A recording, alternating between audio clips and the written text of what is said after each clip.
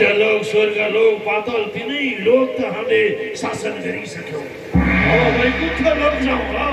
वैकुण्ठ लोक वैकुण्ठ लोक जाउँ। अवश्य दाजु योभन्दा पनि मणिद्वीपवासी जाउँ। मणिद्वीपमा अझै सुन्दर स्थान छ हौ मेरो भाइ। अवश्य दाजु अवश्य।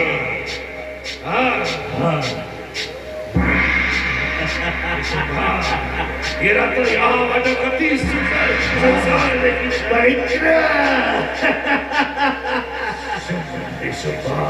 अब यो संसारको राजा भएको छ। विशुम्भा आज्ञा हो सुम्बा दाजु। राजा त भयो, रानी खोइ। रानी बिनाको राज्य कसरी पूर्ण हुन्छ? दाजु त्यसैले यो ब्रह्माण्डमा जो सबैभन्दा सुन्दर छ त्यसलाई खोजेर हामी विवाह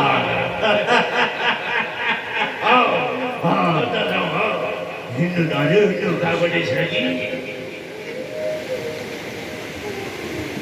हामीलाई त परम सुन्दरीहरू त सायद स्वर्ग लोकमै पाउँछ नि दाजु। स्वर्गलोकका अवसरहरू त सबै इन्द्रले आफ्नो बनाइसकेको छ। अनि दाजु त्यसै भए यो परम सुन्दरीहरूलाई कुन चाहिँ लोकमा होला नि दाजु? मैले सुनेको भाइ निशुम्भा मणिद्वीपमा सुन्दरीहरूको बास हुन्छ अरे। त्यसै भए दाजु बिलामे लागेर छिटो छिटो जाउँ, किनकि परम सुन्दरीहरूलाई हेर्न मन लागेको छ मलाई। हेर्न मन लागेछ हो दाजु, मलाई पनि देख्न मन लागेछ भाइ। निशुम्भा दाजु देखियो कति सुन्दरीहरू हो दाजु। हामीलाई त प्रवेश गर्दै बित्तिकै सुन्दरीहरू देख्न लागे नि पुरा। मेरो होइन सुम्भा, यी सेविकाहरू त यति सुन्दरी छन् दाजु। त्यो शिवहरूलाई होइन, त्यो बिचमा बसेको सुन्दरीलाई हेर्नु न, कति सुन्दरी छिन्। विशुम्भा आज्ञा होस् म दाजु पहिला त मेरो विवाह हुनु पर्यो नि। गएर प्रस्ताव राखिदेऊ। सेविका हेर दाजु एकछिन देवीलोकबाट यसो आनन्द लिगाउँ, यो प्रकृतिको दिव्य आनन्द मागौँ भनेको कता कताबाट ती ब्यादाहरूले डिस्टर्ब गर्ला जस्तो छ। हो हल्ला दाजु होइन, राक्षसको आवाज जस्तो पनि सुन्दैछु म त।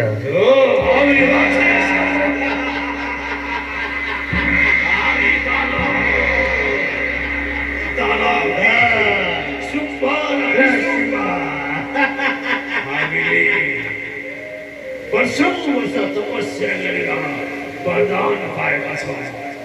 हे सुन्दरी, तिमी हेर्दामा अति सुन्दरी रहेछौ।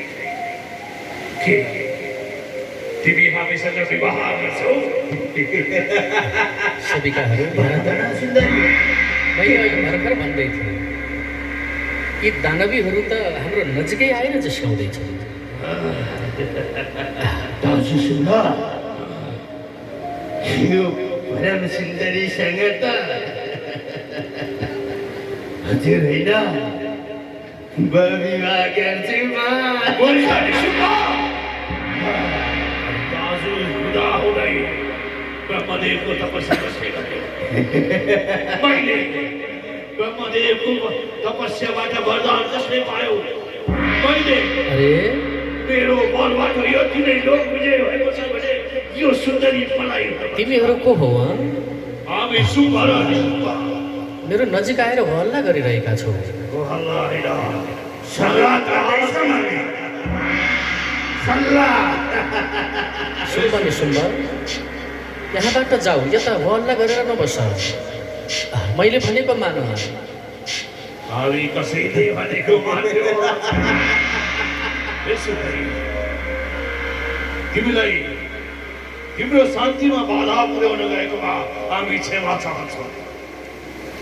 हाम्रो पनि एउटा उद्देश्य छ सुन्दरी। यो तिनै लोक, यो सारा ब्रह्माण्ड हामीले विजय गरिसकेका छौँ। देवताहरू स्वर्गलोक छोडेर भागे, मनुष्यहरू लोक पातालका हाम्रो आफ्नै लोक भएको छ। त्यसैले यो तिनै लोकको रानी भन्न योग्य सुन्दरी तिमी छौ। पछिल्लो विवाह गर। सुम्ब नि सुम्ब, तिमीहरू के भनिरहेका छौ? मैले तिमीहरूसँग विवाह गर्नु पर्यो? अवश्य अवश्य हामीसँग विवाह गर्नुपर्छ सुन्दरी। मूर्खहरू, कस्ता कस्ता कहाँ गए मुसाको चल्लालाई दरबार। यो के भन्दैछ? यो सुन्दरीले हामीलाई अपमान गर्दैछन्। सुन्दरी, तिमी सुन्दर छौ, ठिक छ, तर मूर्ख छौ जस्तो लागेको छैन मलाई। यदि मूर्ख छौ भने पनि ती मूर्खहरूलाई तलाउन सक्ने क्षमता यो सुम्ब र निसुम्बमा छ। सुम्ब नि सुम्ब, तिमीहरू दाजुभाइ हौ? अवश्य हामी त दाजुभाइ हौ। धेरै बलियो पनि छौ जस्तो छ, बलको घमण्ड पनि गरिरहेका बलको छौ। कुरा नगर सुन्दरी। यो संसारमा हामीलाई जस्तै कोही पनि छैन। हामीसँग देवताहरू पनि डराएर भागेको छन् सुन्दरी। सुम्ब नि सुम्ब, तिमीहरू दुई भाइ छौ, म एउटी अप्सरा छु। अवश्य अब आखिरी तिमीहरू दुई भाइसँग मैले विवाह गर्नलाई यो समाजले पनि त मान्दैन। निसुम्बा, यी त बुद्धिमानी रहेछ, ठिक कुरा गरिने हो। एकजना स्त्रीले दुईजना पुरुषसँगै विवाह गर्न पनि त मिलेर हो नि दाजु। त्यसैले म विवाह गर्छु।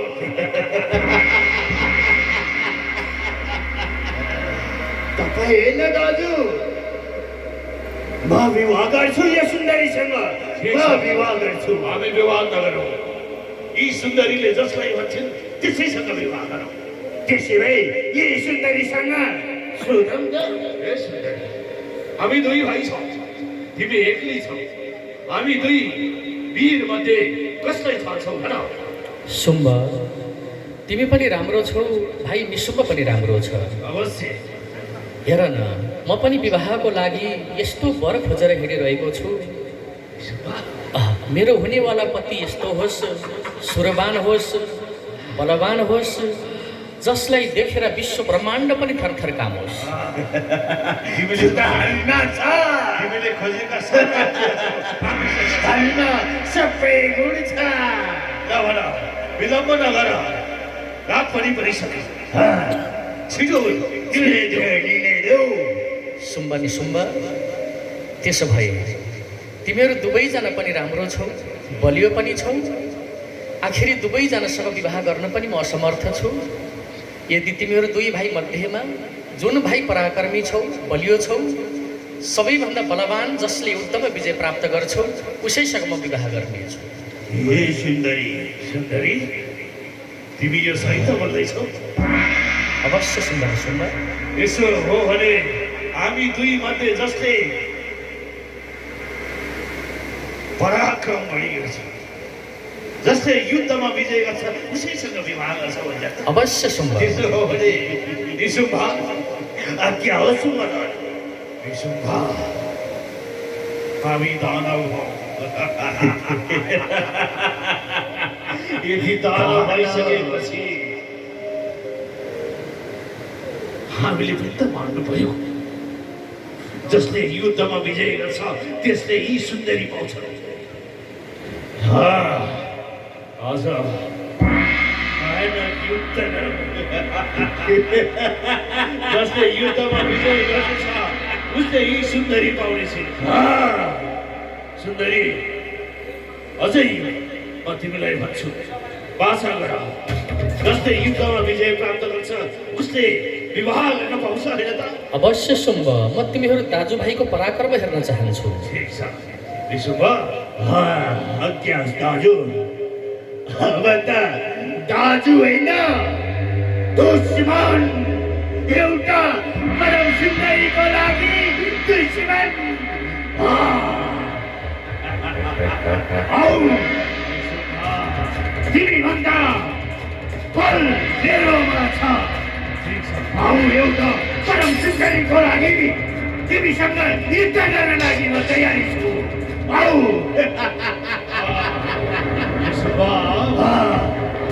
आक्रमण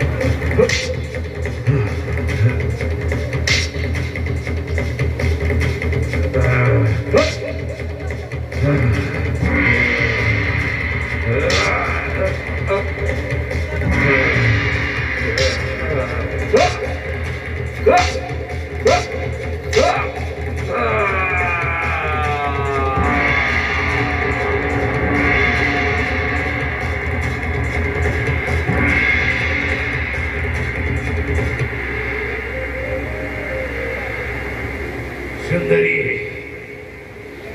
तिमीले भने जस्तै युद्ध पराक्रममा म अधिक छु मैले निशुम्भको वध गरेँ तिमीले देखिहाल्यौ युद्ध कला कसरी बढिरहेछ भन्ने कुरा वाह शुम्भ वाह पराक्रम देखेर खुसी लाग्यो भनेपछि मैले अब विवाह गर्नु पर्यो अवश्य सुन्दरी तिमीले म जस्तो योग्य पति कदापि पाउने छैन अब मसँग विवाह गर शुम्भ आफ्नो बहादुरी त देखेर घमण्ड लाग्छ होला होइन अवश्य मूर्ख मसँग विवाह गर्नको लागि आफ्नो अनुहार कहिले ऐनामा हेरेको छस्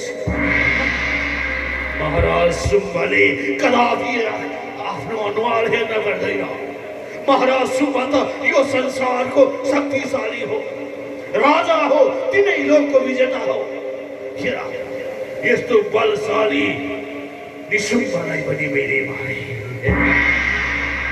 अब के हेर्न बाँकी छ शुम्भ एउटी सुन्दरीको लागि आफ्नो आत्मीय भाइको पनि हत्या गरिस् अब भन तँ जस्तो हत्यारासँग मैले विवाह गरौँ ए सुन्दरी तिमी छल गर्दैछौ आफ्नो शब्दको बाणले मलाई घायल बनाउँदैछौ म दानव हुँ दानवले आफ्नो भन्दैन मात्र आफ्नो स्वार्थ हेर्छ त्यसैले तिम्रो लागि त के यो भाइ मात्र सारा संसार भस्म पार्दैन सक्छ मलाई अर्को कुरा नसुनाऊ आफ्नो वाचा पुरा गर ठिक छ शुम्भ वाचा पुरा त गरौँला आफ्नो स्वार्थको लागि भाइसम्म मार्ने हत्याराले भोलि मलाई पनि त छोड्दैनस् तर शुम्भ मैले वचनले हारेको हुनाले म अस्वीकार पनि गर्दिनँ तर एउटा शर्तमा मन्जुर छस् अवश्य तिमीले जुन शर्त राख्यो भने मन्जुर छ मलाई मैले पनि मर्त्यलोकको पराक्रमी व्यक्ति खोजिरहेको थिएँ जोसँग सम्बन्ध गाँसौँ।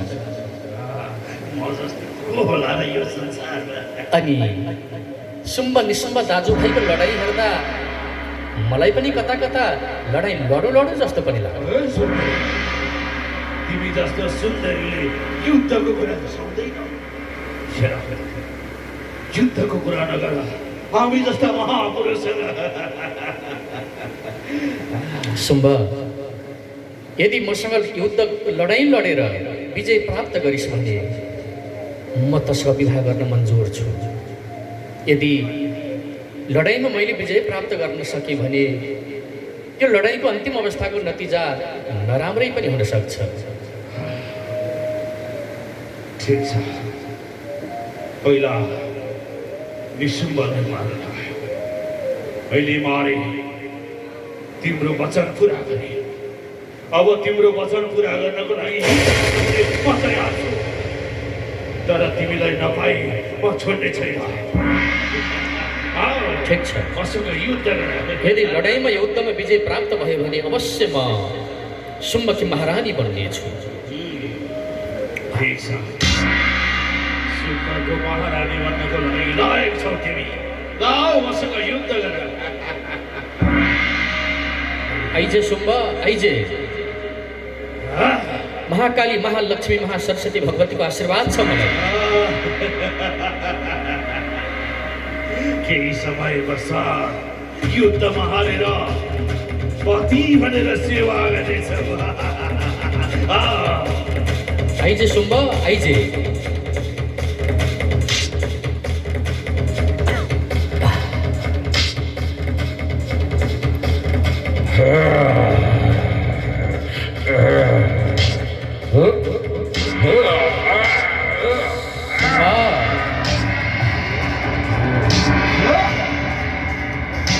आफूलाई बलवान ठान्छ छैन, यही त्रिशूलले तलाई मैले कदापि छोड्दैन सुम्ब। तेरो लागि यही त्रिशूल।